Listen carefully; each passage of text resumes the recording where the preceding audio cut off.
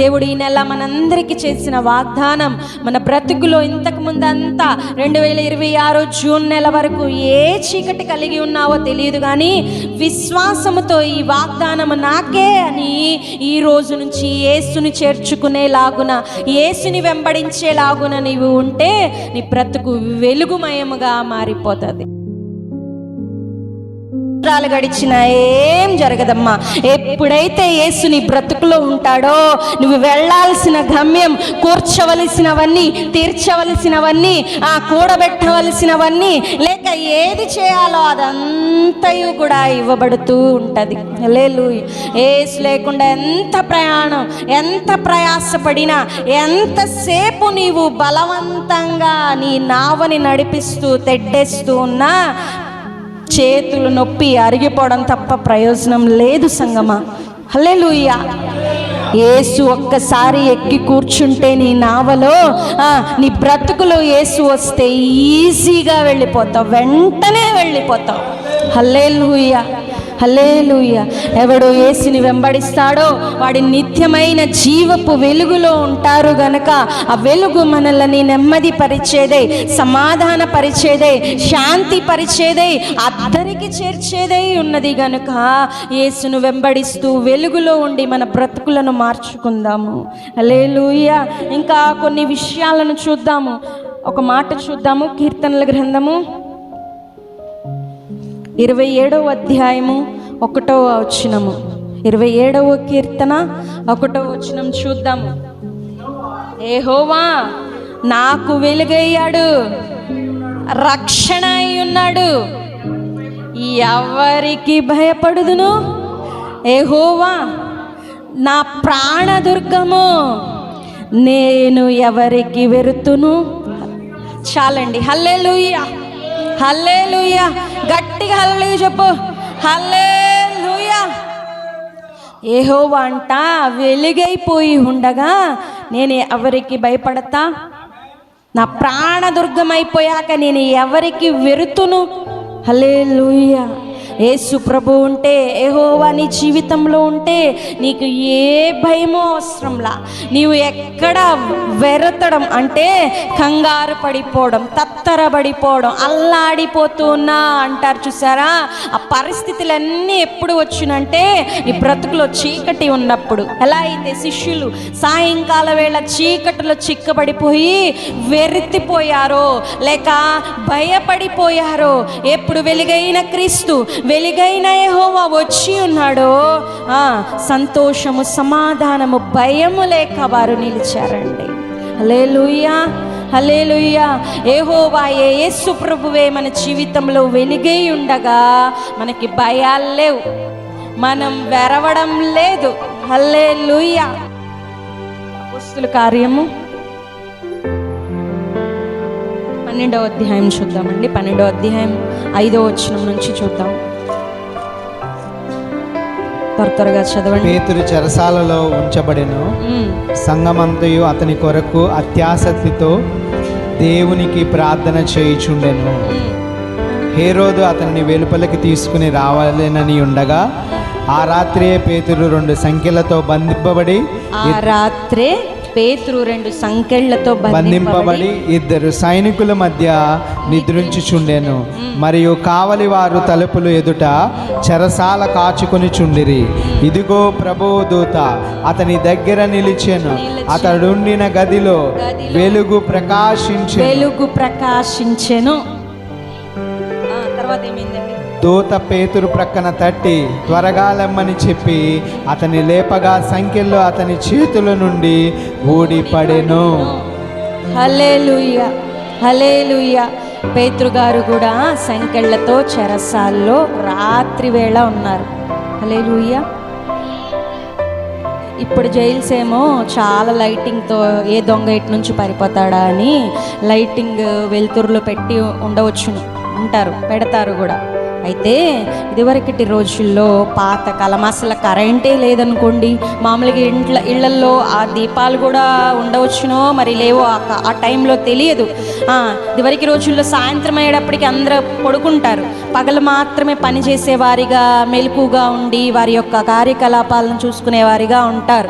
ఆ రాత్రి సమయం చీకటి పడింది అంటే అందరూ నిద్రలో. ఇంకా జైలు లాంటి వాటిల్లో అయితే అసలు చీకటిగానే ఉంటుంది, కరెంట్ కానీ ఒక లైట్ కానీ ఉండదు. ఇంకా బందీ గృహాలంటే ఎలా ఉంటాయి అంటే మొత్తం క్లోజ్ చేయబడి ఏ మాత్రము ఒక చిన్న అలజడి కానీ మనిషి కానీ ఏదైనా కనిపించడానికి వీలు లేకుండా సౌండ్ వస్తుంది కదా చీకట్లో. ఎట్లాంటి సౌండ్ వస్తుంది? పురుగులు సౌండ్ చేస్తాయి కదా, సీ అని. ఒకసారి ఆలోచిద్దాం, చీకట్లో అలాంటి సౌండ్ మధ్యలో బందీ కానేగా చెరసాల్లో కాళ్ళు చేతులు కట్టివేయబడి ఎప్పుడు వచ్చి ఎవడు చంపేస్తాడా భయంతో పేతురు గారు ఉన్నారంట. అలాంటి చీకట్లో ఏం జరిగిందంటే దేవదూత వెలుగుతో ప్రత్యక్షమైపోయాడంట. హల్లెలూయా. ఎప్పుడైతే దేవుని దూత వచ్చి ఉన్నాడో ఆ బందీ గృహమంతా, ఆ చీకటి కూపమంతా, ఆ కొట్టులాగా ఉండబడిన స్థలమంతా వెలుగుమయమైపోయిందంట. హల్లెలూయా. నీ బ్రతుకులో చీకటి పోవాలి అంటే దేవుడు రావాల్సిందే. హల్లెలూయా. ఎవడు యేసుని వెంబడిస్తాడో, యేసును కలిగి ఉంటాడో వాడు జీవపు వెలుగులో ఉంటాడు, అంతే. ఎప్పుడైతే నీకు చీకటి ఉన్నదో, నీ బ్రతుకు అంధకారముగా మూయబడి ఉందో, భయముతో ఉన్నావో, వెరుతుతూ ఉన్నావో, అప్పుడు కావాలి నీకు వెలుగై ఉన్న యేసు. హల్లెలూయా. ఆయన ఒక్కసారి వచ్చాడంటే ఆ గది మొత్తం వెలుగే, ఆ ప్రపంచం అంతా వెలుగే. దేవదూత వచ్చాడంట, అదంతా వెలుగుమయమైపోయిందంట. హల్లెలూయా. వచ్చిన దేవదూత ఏం చేస్తూ ఉన్నాడు? వెలుగు తెచ్చి ఉన్నాడు. ఆ వెలుగులో ఏం జరుగుతూ ఉన్నదంటే వాటికి అవే బందీ సంఖ్యలన్నీ ఊడిపడిపోయింది. అల్లే అప్పటిదాకా సంఖ్యలు ఇలా వేయబడి, కాళ్ళు అన్నిటికీ వేయబడి నొప్పిగా బాధగా ఉన్నదేమో. వెలుగు ఎప్పుడొచ్చిందో అన్నీ ఫ్రీ అయిపోయి. హల్లెలూయా, హల్లెలూయా, హల్లెలూయా. నీకు ఎక్కడ నొప్పి పట్టేసింది చెప్పు? ఏ ఇబ్బందితో నీవు ఇరుక్కుపోయావో చెప్పు? వెలుగు వస్తే అన్నీ విడిపోయి ఫ్రీ అయిపోతాయి. హల్లెలూయా. వెలుగైన యేసు నీ బ్రతుకులో ఉంటే నీకు సంకెళ్ళు కాదు కదా, ఏ ఇబ్బంది నీకు ఉండదు. నీ ఫ్రీ అయిపోయి హాయిగా ఆ వెలుగుతో పాటు, ఆ దేవదూతతో పాటు ఒక ఫస్ట్ గేట్ దాటేశాడంట పేతురు గారు. రెండవ గేట్ దాటేసి బయటికి వెళ్ళిపోయి వదిలేశాడంట దేవదూత. హల్లెలూయా, హల్లెలూయా, హల్లెలూయా. చీకటి లేదు, కట్లు లేవు, ఇబ్బంది కలిగిన పరిస్థితి లేదు, అంధకారం లేదు. హాయిగా నడుచుకుంటూ వెళ్ళిపోతూ ఉన్నాడు ఫ్రీగా. హల్లెలూయా. ఎప్పుడు నీతో యేసు ఉంటాడో, నీ బ్రతుకులో యేసు వస్తాడో, బందీకానాలన్నీ తొలగిపోతాయి, కట్లన్నీ తెగిపడతాయి, సంకెళ్ళు విడిపోతాయి, అంధకారం తొలగిపోతుంది, కనిపించని అజ్ఞానం అగోచరం అంతా పోయి తిన్ననైన మార్గంలో నడిపించబడతావు. హల్లెలూయా, హల్లెలూయా. యేసు ప్రభువారే జీవమైన వెలుగై ఉండి నిన్ను జీవానికి నడిపిస్తాడు. హల్లెలూయా. అక్కడ నడిపించబడ్డారు శిష్యులు. వారి వెళ్ళవలసిన స్థితిలో ఎన్నో అడ్డులు వచ్చినప్పుడు, గమ్యం చేరలేని భయంకరమైన భయముతో నిండినప్పుడు యేసు ఎప్పుడు వచ్చాడో వారి మార్గము సరళము చేయబడి వెంటనే వెళ్ళిపోయారు. హల్లెలూయా. ఎప్పుడైతే పేతురు బ్రతుకులో వెలుగు వచ్చేసిందో, వెలుగైన యేసు దిగి వచ్చాడో, వెంటనే మార్గములు కట్లన్నీ తెగిపడి చక్కగా నడుచుకుంటూ వెళ్ళిపోయాడు. హల్లెలూయా. నువ్వు ఇరుక్కుపోయావా నడవలేని స్థితిలో, అనగా మార్గము తెలియక, ఒంటరైపోయి గమ్యము తెలియక, ఇబ్బంది పడుతూ ఎటు పోవాలనో తెలియక అలసి ఉన్నావా? నీవు యేసుని చేర్చుకో, మార్గంలో నిన్ను నడిపిస్తాడు, వెంటనే అద్దరికి చేరుస్తాడు. హల్లెలూయా. ఎక్కువ సమయం పట్టదండి, కొన్ని సంవత్సరాలు పట్టింది నేను బాగుపడడానికి. ఇంకా నేను బాగుపడలేకపోయాను, ఇంకా ప్రయాసపడుతూనే ఉన్నా, ఇంకా కష్టిస్తూనే ఉన్నా, ఏ మాత్రం నేను గమ్యం చేరలేదు అంటావా? నీ బ్రతుకులో యేసును చేర్చుకో, వెంటనే చేరతావు. హల్లెలూయా, హల్లెలూయా. నువ్వు ఇంకా బందీఖానాగానే ఉన్నావా? యేసు నీ బ్రతుకులో వెలుగై ఉన్న జీవపు వెలుగు వచ్చిందంటే జీవంలోనికే నిన్ను నడిపిస్తాడు. హల్లెలూయా. లాగున వారి బ్రతుకు మారిపోయి ఉన్నది. పేతురు బ్రతుకు మారింది. ఆ యొక్క శిష్యుల బ్రతుకు వెంటనే నడిచిపోయేలాగున, వెంటనే అద్దరికి చేరేలాగున, గమ్యానికి చేరేలాగున దేవుడు మార్చాడు. హల్లెలూయా. ఇంకా మన పితరులు ఇశ్రాయేలీయులు ఉన్నారు కదా, వాళ్ళు కూడా నడుస్తూ ఉన్నప్పుడు ఆ వెలుగే వారిని నడిపించి ఉన్నది. ఆ మాటను చూద్దామా? నిర్గమకాండము 40వ అధ్యాయము 34వ వచనం చూద్దాం. ఇశ్రాయేలీయులంట ఐగుప్తు నుంచి ఇశ్రాయేలీయుల్ని మోషే గారు తీసుకువచ్చారు కదా.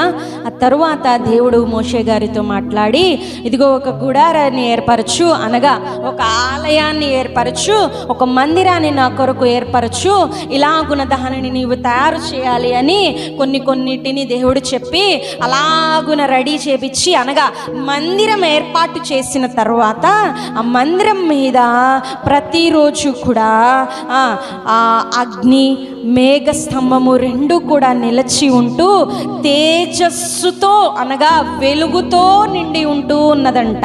హల్లెలూయా, హల్లెలూయా. అయితే వారు కొంతకాలం ఒక స్థలంలో, కొంతకాలం ఒక ప్రదేశంలో ఉంటూ, మన ఇశ్రాయేలీయులు పాలు తేనెలు ప్రవహించు వాగ్దానపు భూమిలోనికి నడుచుకుంటూ వారి ప్రయాణము సాగిస్తూ ఉన్నారు. హల్లెలూయా. అలా నడిచే సమయాలలో కొంతకాలం ఒక చోట ఆగి సేద తీరుతూ ఉన్నప్పుడు మరలా వీరి ప్రయాణం అద్దరికి, అనగా గమ్యానికి, అనగా ఆశీర్వాదపు భూమికి నడవవలసిన సమయం వచ్చినప్పుడు ఈ మేఘమే లేక ఈ అగ్నిస్తంభమే లేక యెహోవా తేజస్సు వెలుగు వీరిని నడిపించేదిగా ఉన్నదంట. హల్లెలూయా, హల్లెలూయా. అంటే ఇప్పుడు ఒక 2 రోజులు ఉన్నారనుకోండి ఈ ప్రదేశంలో, ఇక్కడ గుడారం వేసుకొని ఒక నెల ఉన్నారు. తర్వాత ఈ ప్రదేశం నుంచి వారు ముందుకు వెళ్ళవలసి ఉన్నది, ఆశీర్వాద భూమి దగ్గరికి, వాళ్ళ గమ్యానికి చేరవలసి ఉన్నది. అప్పుడు ఆ యొక్క వెలుగులో, తేజస్సులో ఆయన మాట్లాడుతూ, ఇక్కడ నుంచి ఈ మందిరాన్ని తీయండి, మీరు ముందుకు పదండి అని వీరిని ఇశ్రాయేలీయులతో మాట్లాడినప్పుడు, మోషే గారితో మాట్లాడినప్పుడు మరలా ఆ మందిరాన్ని తీసుకొని, ఆ గుడారమును తీసుకొని వారు ముందుకు సాగి మరలా ఎక్కడ దేవుడు ఆగమంటాడో అక్కడ ఆగినప్పుడు మరలా ఆ యొక్క గుడారము మీద ఆ యొక్క తేజస్సు, అగ్ని, మేఘస్తంభం ఉంటూ ఉన్నవి. అలాగున ఇశ్రాయేలీయులను ఆశీర్వాదపు భూమికి నడిపించింది ముందుగా ఉన్న తేజస్సు. హల్లెలూయా. ముందుగా గుడారముపై వీరికి దిశా నిర్దేశాలు ఇస్తూ, ఎప్పుడు నీవు వెళ్ళాలి, ఎప్పుడు నీవు ఆగాలి, ఎప్పుడు నీవు పయనం అవ్వాలి, ఎప్పుడు నీ సామాన్లన్నీ నీవు సర్దుకోవాలి ఏంటి అనే ఆ యొక్క కాల సమయ పరిస్థితులన్నిటినీ కూడా తెలియజేస్తూ ఉన్నది మందిరములో ఉన్న యెహోవా మహిమ. హల్లెలూయా. మందిరములో ఉన్న యెహోవా తేజస్సు, వెలుగై ఉన్న యేసే వారు ముందుగా నడుస్తూ ఉన్నందువలన ఆశీర్వాద భూమికి నడిపించబడ్డారు. హల్లెలూయా, హల్లెలూయా. యేసు లేకుండా నీవు గమ్యానికి చేరలేవు. ఆయనను వెంబడించకుండా జీవ మార్గంలో ప్రవేశించలేవు. ఆయనే యేసు ప్రభువారే మార్గము, సత్యము, జీవమై ఉండగా యేసు మాత్రమే జీవపు వెలుగుని, నన్ను వెంబడించువాడు జీవములో నడుస్తాడు అని ఆయన వాక్యము ఉండగా, ఎప్పుడైతే ఆయనను ముందు ఉంచుకొని, లేక ఆయనతో కలిసి, లేక ఆయనను దోణిలో ఎక్కించుకొని నడుస్తూ ఉంటావో అప్పుడు మాత్రమే ఆశీర్వాదములోనికి, వాగ్దానములోనికి, జీవములోనికి నడిపించబడతావు. యేసు లేకుండా జీవం లేదు, యేసు లేకుండా వాగ్దానం లేదు, యేసు లేకుండా ఆశీర్వాదం లేదండి. ఎందుకంటే అందరూ పాపము చేసి భ్రష్టులైపోయి దేవుడిచ్చి మహిమను అనుభవించలేని స్థితిలో ఉండిపోయాక యేసు వచ్చి వారి యొక్క పాపములను తీసివేసి పరిశుద్ధులనుగా మలచి తండ్రితో సంధి చేసి నిత్య జీవానికి నడిపిస్తూ ఉండగా యేసుని వెంబడించిన వాడు మాత్రమే జీవములోనికి, ఆశీర్వాదములోనికి నడుస్తాడు. హల్లెలూయా. శిష్యులను నడిపించాడు. దోణి ఎక్కిన యేసు వెంటనే అందరికి చేర్చాడు. హల్లెలూయా, హల్లెలూయా. దిగ్భ్రాంతితో, భయముతో, భీతితో చీకటిలో ఉన్న తన శిష్యుని యొద్దకు వెలుగైపోయి వెళ్ళిపోయిన దేవుడు బయటకి తీసుకువచ్చి స్వేచ్ఛనిచ్చాడు. హల్లెలూయా. నడిపించాడు. హల్లెలూయా.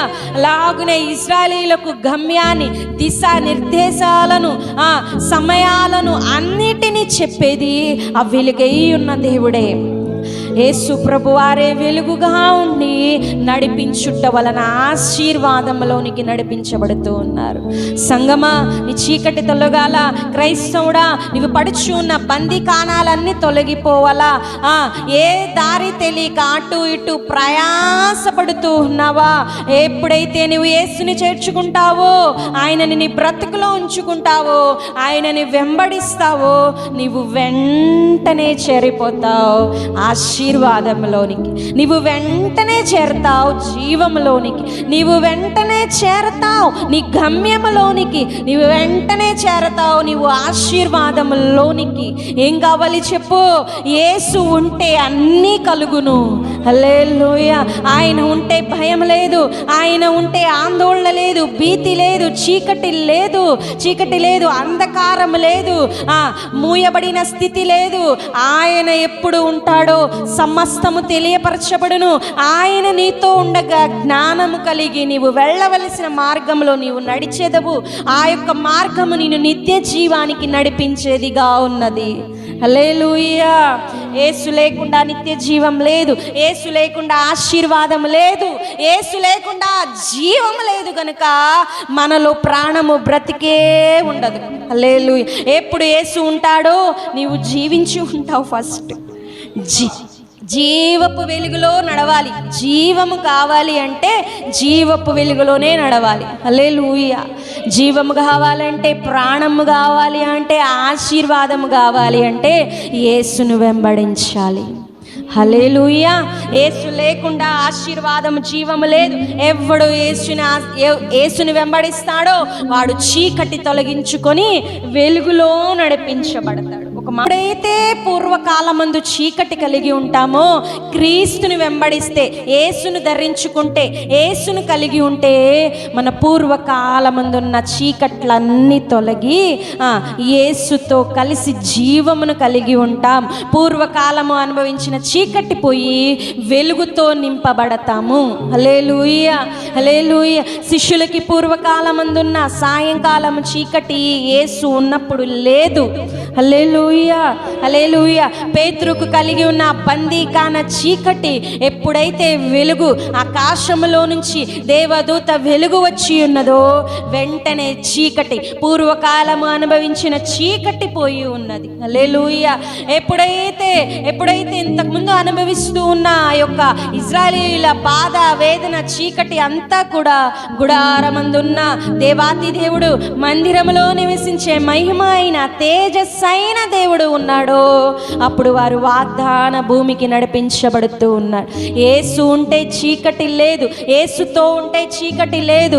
యేసు నీతో నడిస్తే, లేక నీవు యేసుతో నడిస్తే, నీవు యేసుని వెంబడిస్తే చీకటి తొలగి సమస్తము వెలుగుమయమై నిత్య జీవానికి నడిపించబడతావు. హల్లెలూయా.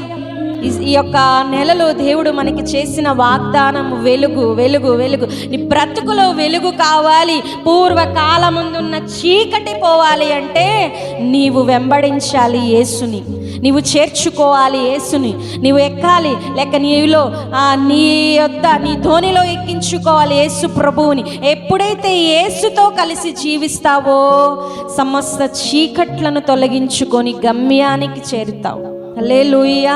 దేవుడు ఈ నెల మనందరికీ చేసిన వాగ్దానం, మన బ్రతుకులో ఇంతకు ముందంతా 2026 జూన్ నెల వరకు ఏ చీకటి కలిగి ఉన్నావో తెలియదు, కానీ విశ్వాసముతో ఈ వాగ్దానం నాకే అని ఈ రోజు నుంచి యేసుని చేర్చుకునేలాగున, యేసుని వెంబడించేలాగున నీవు ఉంటే నీ బ్రతుకు వెలుగుమయముగా మారిపోతుంది. హల్లెలూయా, హల్లెలూయా. ప్రతి చీకటి తొలగును, ప్రతి సంఖ్యలు తెగిపడును, ప్రతి అగమ్యమంతా, వెళ్ళలేని స్థితి అంతా వెళ్ళిపోయే గమ్యముగా చేర్చబడును. హల్లెలూయా.